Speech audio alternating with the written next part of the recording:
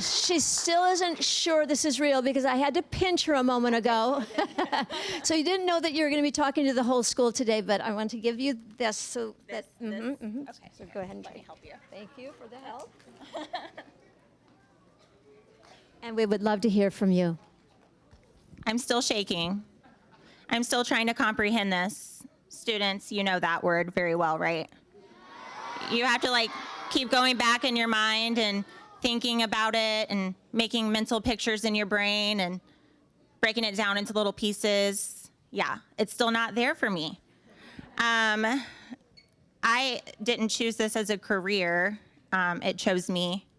I was a question asker. We heard in the story the why. I asked why as a child a lot, and it took a lot for me to figure it out. And it wasn't always easy. And I had to persist and I had to persevere. And as a grown-up, I do that too. And I think it's because I asked why so much as a child that I grew up and said, you know what? I'm going to be a teacher.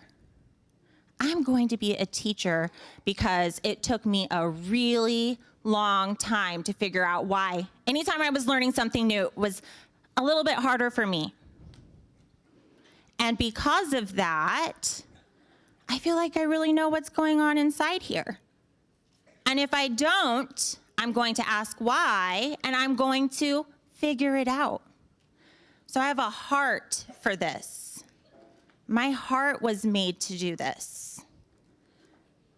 I just recently had to ask why when I made the decision to come here to Rosa Parks Elementary School. A lot of you know. Yeah. I had to ask myself why again. And it's because of you guys.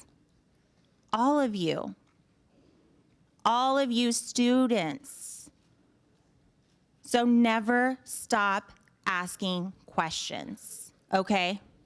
Can you promise me that? Say, I promise. To never stop asking.